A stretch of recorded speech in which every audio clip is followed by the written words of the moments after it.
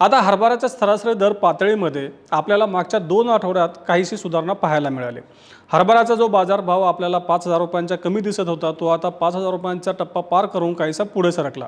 परंतु हमीभावापेक्षा सध्याचा बाजारभाव खूपच कमी आहे। तर यंदा सरकारने 5,875 रुपये हमीभाव हरभऱ्यासाठी जाहीर केला आणि सध्याचा बाजारभाव किती आहे तर 5,100 ते 5,300 रुपयांदरम्यान बहुतांश बाजारांमध्ये हरभऱ्याची विक्री केली जाते। म्हणजेच काय तर सध्याचा बाजारभाव हमीभावापेक्षा खूपच कमी आहे। आता हरभऱ्याचे बाजारभाव हंगामाच्या सुरुवातीपासूनच दबावात होते, त्यामुळे राज्यात हमीभावाने हरभरा खरेदी सुरू करावी अशी मागणी शेतकरी करत होते। ही मागणी लक्षात घेऊन केंद्र सरकारने राज्यात 7,61,000 टन एवढा हरभरा हमीभावाने खरेदीला मंजुरी दिली होती।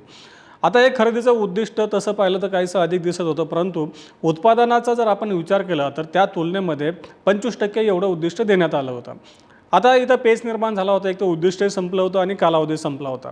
शेतकरी मात्र बाजारामध्ये कमी भावामध्ये हरभरा विकत होते अशी त्यांच्यावर वेळ आली होती। शेतकऱ्यांची मागणी लक्षात घेऊन राज्य सरकारने केंद्र सरकारकडे पाठपुरावा करत हमीभावाने खरेदीचं उद्दिष्ट वाढवून देण्याची आणि कालावधी वाढवून देण्याची मागणी केली होती। त्यानुसार केंद्र सरकारने हरभरा खरेदीचा कालावधी 29 मे पर्यंत वाढवला आणि उद्दिष्ट देखील 58,000 टनांनी वाढवून दिलं होतं।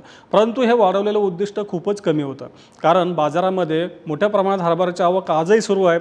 अनेक शेतकरी हरभरा विक्रीसाठी वाट पाहत होते की ज्यांनी नोंदणी केलेली होती, त्यामुळे हे उद्दिष्ट अपुरं पडलं। त्याचं झालं असं की खरेदी पुन्हा सुरू होऊन केवळ 2च दिवसांमध्ये पुन्हा बंद झाली। त्याचं कारण असं होतं की जे काही उद्दिष्ट दिलं होतं 58,000 टनांचं ते 2च दिवसांमध्ये संपलं, कारण बाजारामध्ये भाव मोठ्या प्रमाणात कमी असल्यामुळे शेतकरी हमी भावाने जास्तीत जास्त हरभरा घालत आहेत।